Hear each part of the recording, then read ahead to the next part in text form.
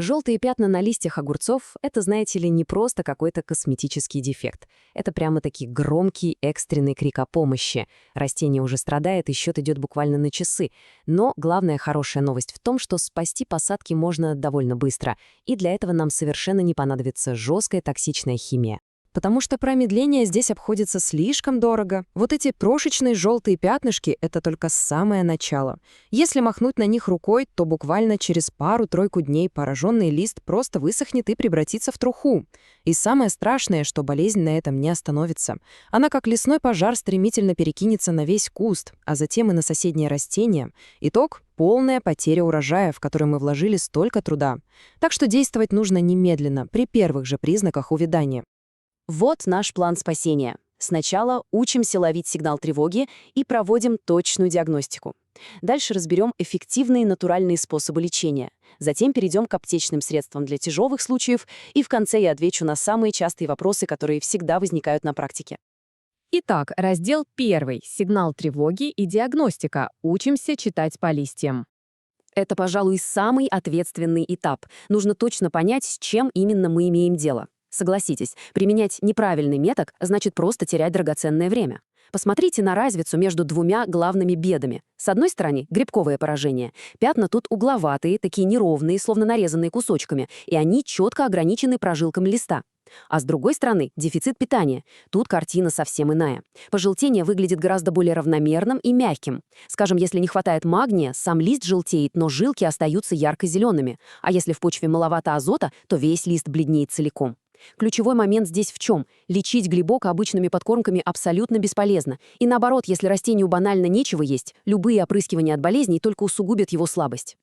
Если говорить о грибке, то самый частый виновник вот таких угловатых пятен — это перноспороз или ложная мучнистая роса.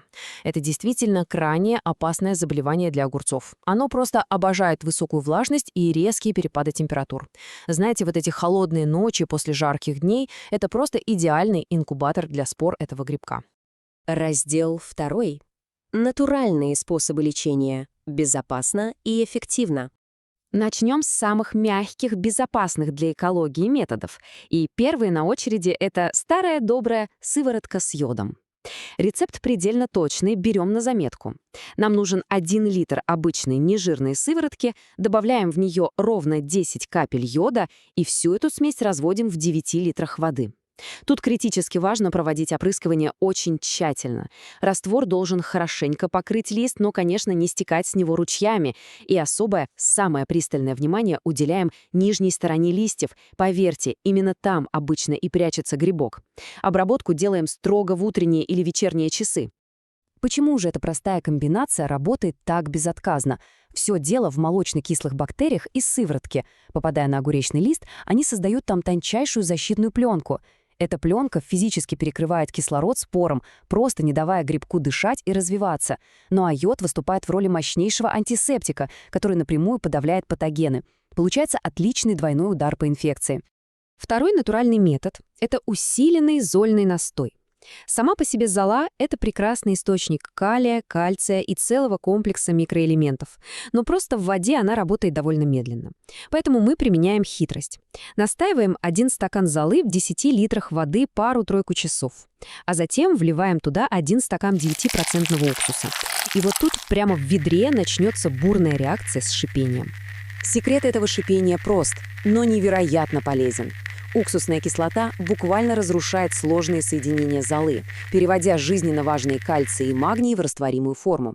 Для нас это значит, что питательные элементы становятся доступны для мгновенного усвоения растением. Происходит одновременное мощное кормление и укрепление клеточных стенок. Листья становятся более плотными, жесткими и куда более устойчивыми к проникновению любых болезней. Раздел 3. Аптечные средства и профилактика. Включаем тяжелую артиллерию. Но что делать, если инфекция уже сильно расползлась, и ситуация выходит из-под контроля? При серьезных бактериальных поражениях на помощь приходят обычные человеческие лекарства из аптеки. Метронидазол или фурацилин. Берем 1-2 таблетки на литр воды, очень тщательно растворяем и опрыскиваем наши кусты. Эти препараты подавляют развитие бактерий на самом глубоком уровне, устраняя первопричину болезни. И хочу сразу успокоить. В таких микродозировках этот метод абсолютно безопасен как для пчелопылителей, так и для самого урожая, даже в период активного цветения. Но давайте будем честны. Никакие таблетки и чудо-настои не дадут вечного эффекта, если мы забудем о правильной профилактике. Секреты здоровой теплицы на самом деле просты. Во-первых, без всякой жалости удаляем уже сильно пораженные листья, чтобы они не пылились спорами. Во-вторых, не загущаем посадки, воздуху нужно свободно циркулировать. Обязательно регулярно проветриваем теплицу. И золотое правило – никогда не поливаем прямо по листьям вечером. Влажный лист в ночной прохладе – это прямая дорога к возвращению грибка. Раздел 4. Частые вопросы садоводов и экспертные ответы на них. Теория — это прекрасно, но на практике всегда возникает куча нюансов. И первый из них — есть огромный соблазн смешать все 4 способа сразу, для надежности. Делать этого категорически нельзя. Применяем методы строго по одному и внимательно наблюдаем за реакцией растения день-два, иначе спровоцирует сильнейший стресс.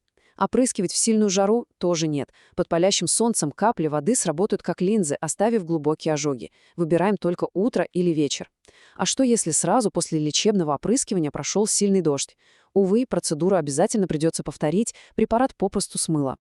Часто спрашивают о замене ингредиентов. Допустим, можно ли взять молоко вместо сыворотки? Да, нежирное молоко вполне подойдет, хотя вот этот бактериальный защитный эффект будет чуточку слабее.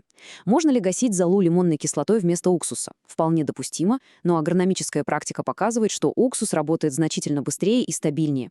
А стоит ли сыпать золу просто в сухом виде под корень? Это полезно для почвы в долгосрочной перспективе, но для быстрого спасения растения именно жидкий настой усваивается в разы быстрее и эффективнее. И, пожалуй, самое важное — наши ожидания от лечения.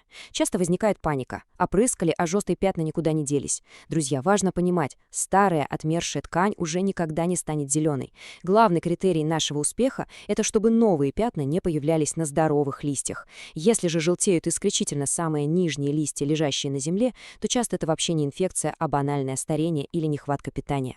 Что касается аптечного метода с таблетками, держите его как крайнюю меру при явных тяжелых признаках болезни, а не для регулярной профилактики. Итак, к чему мы стремимся? Чистые крупные листья, ровный насыщенный цвет, активный рост и обильный урожай. Все это вовсе не счастливая случайность.